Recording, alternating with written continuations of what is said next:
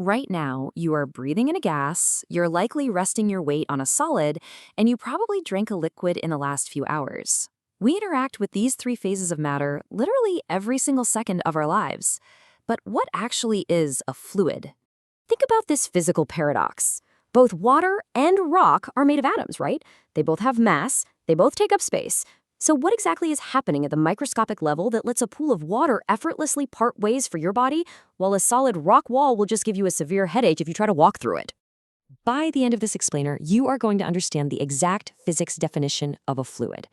We'll be covering 1. The three common phases, 2. Zooming in on atoms, 3. The spring analogy, 4. What makes a fluid, and 5. A quick summary. Section 1. The three common phases, looking at the macroscopic view. Before we shrink down to the invisible atomic world, let's just categorize what we can observe with our own eyes based on two simple properties, shape and volume. Solids have a definite shape and a specific volume. They know exactly what they are and how much space they take up. Liquids, however, have a definite volume, they take up a specific amount of space, but their shape totally changes depending on what's holding them. And finally, we have gases. Gases are the rebels of the group. They have no definite shape and no specific volume. They will just expand and move to fill whatever space they are given. Let's ground this in reality with a few simple examples. Think of a normal rock. You can drop a rock on a table or into a bucket, and it retains its exact rigid shape. Now, pour water into an open cup. The water flows, right? It instantly conforms to the shape of the cup's bottom, but notice that it calmly stays inside the open cup. A gas, on the other hand, refuses to be contained that easily. If you release a gas into a room, it doesn't just sit in a puddle on the floor. Its molecules rapidly shoot out to fill the entire volume of that room. Moving to Section 2, zooming in on atoms, the microscopic view. So why do rocks stay rigid while water flows? Well, in a solid, atoms are stuck in a tight, rigid lattice structure. They always have the exact same neighbors. They can vibrate in place, sure, kind of like shivering, but they cannot actually change positions. They're locked in. In contrast, liquid atoms are also in close contact, and wait, that is a really important detail to keep in mind, but they are completely free to slide over one another and change neighbors. That microscopic sliding action is exactly what we macroscopically observe as flowing. Section 3. The spring analogy, and how solid atoms resist stress.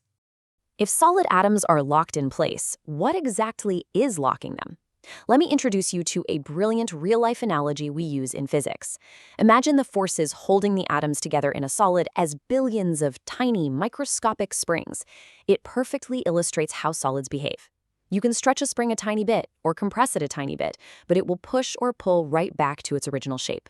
Because these atomic springs firmly hold the atoms together, a solid fiercely resists being deformed. If you push on a brick wall, those millions of tiny atomic springs are pushing right back against your hand. Now, a really common student question pops up right about here, and I want to tackle it directly. A student might ask, hey, if liquids and gases both flow and shape, why does a gas completely escape an open container, but my coffee just sits quietly at the bottom of the mug? It's a great question, so let's break it down.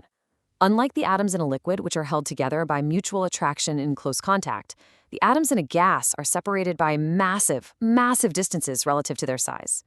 Because of all that huge empty space, the forces between gas atoms are incredibly weak. There are practically no springs holding them together at all, except for brief moments when they randomly collide.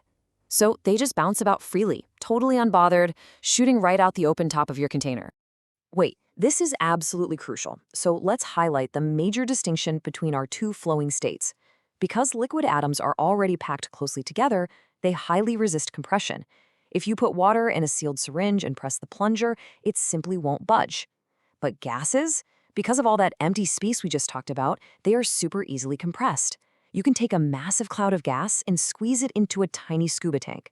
Liquids strongly resist compression, gases don't. Section 4. What makes a fluid? The physics definition. All right, we've got the atomic groundwork laid out. Here is your aha moment for this lecture.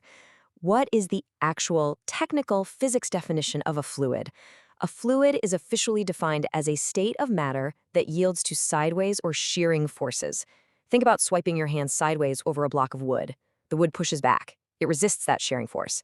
But if you swipe your hand sideways across the surface of a bathtub, The water just gets out of the way. It yields.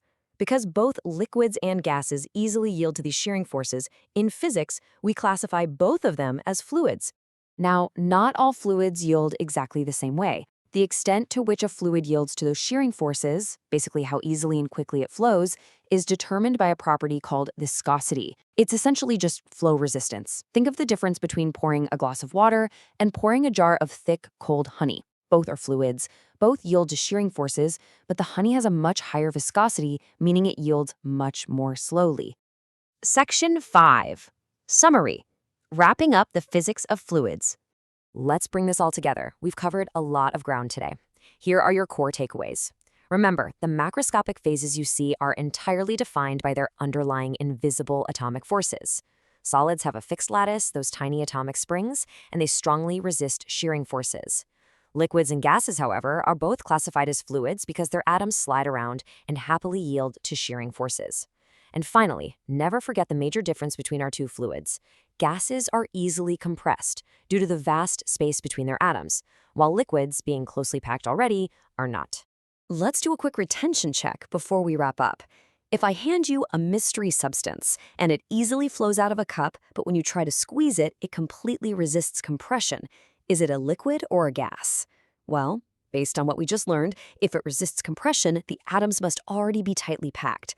Therefore, it has to be a liquid.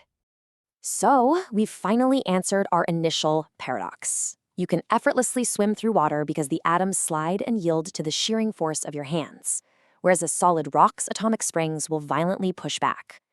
But this leaves us with an incredibly fascinating question for next time.